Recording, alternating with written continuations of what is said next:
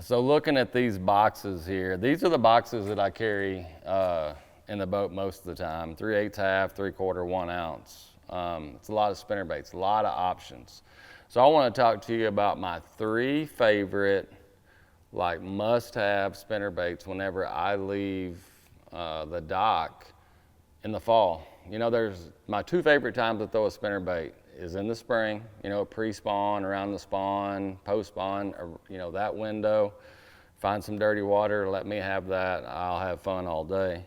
The second time is whenever that water gets back down, you know, starts cooling off in the fall. I mean, everybody knows I'm deer hunting quite a bit, but if I was out there, you know, when I do go out there, it's a lot of times I'm looking for spinnerbait water just because those fish are feeding up, and you can catch some big ones, you can get a lot of bites.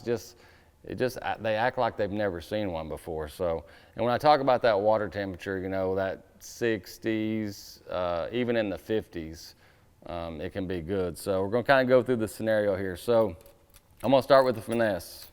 This is the covert finesse. It's a 1/2 ounce. So if I get out there, or if I'm on a lake and I visibly see them feeding on this year's hatch, which is the small bait, you know, that instance, and or it's kind of tougher to get a bite, that's when the finesse shines.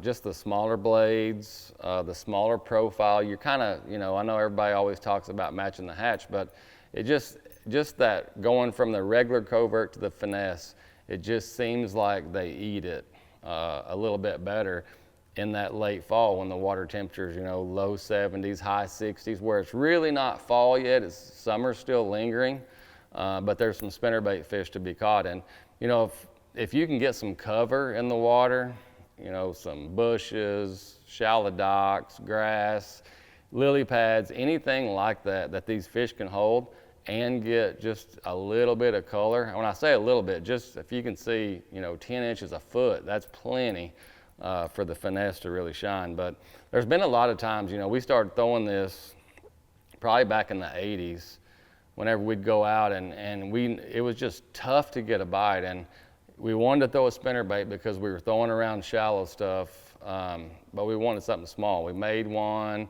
hence the finesse finally came out. So I do not leave in the fall without that. I still throw it. It's a 1/2 ounce bait. I still throw it on 20 to 22 shooter. Another bait.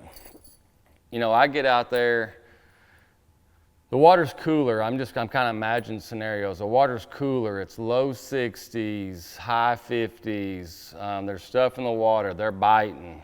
I like a Colorado blade around that shallow cover versus a willow leaf blade for one reason is that Colorado, a single or a double, it creates a lift. And I'm able to throw that bait a long ways and keep it above their eyeballs so they can see it. You know, the only time I really throw willow leaves in the fall on a 1/2 ounce is if I'm burning it, if I'm just reeling it.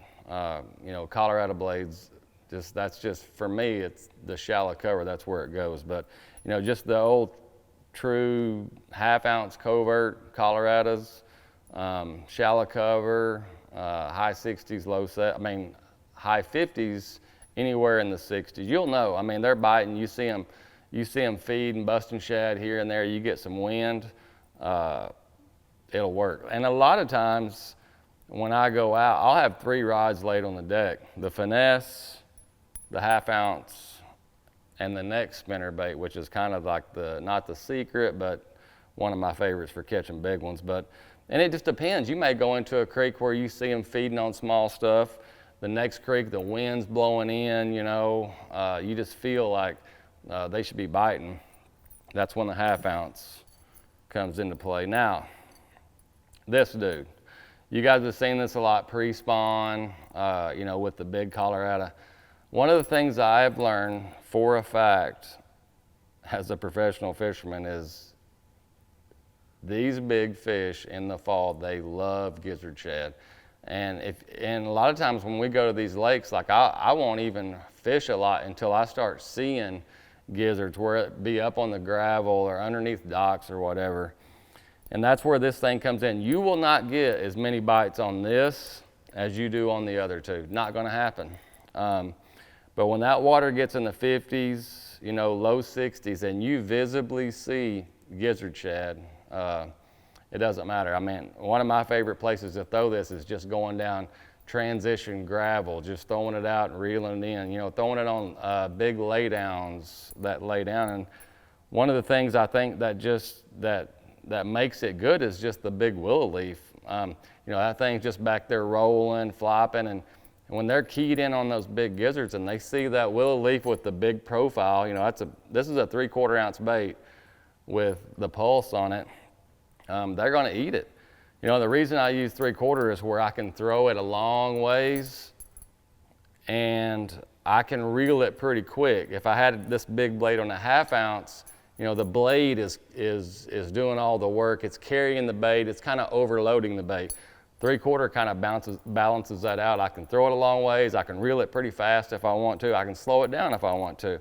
But that big blade back there doing this, that's what triggers a lot of those big ones. And you'll notice, like, when that water starts creeping down, the days start getting shorter. A lot of those gizzard shad will move in the back of the creeks and stuff and get up there. It's almost like they're spawning. They're not, but they get up there and they kind of group up and run the shallows. And one of the real good ways to catch some big ones. So even though we have a lot here and I use a lot of them, you know, these three I do not leave the dock with in the fall. So hopefully you guys learned something. I appreciate you riding along.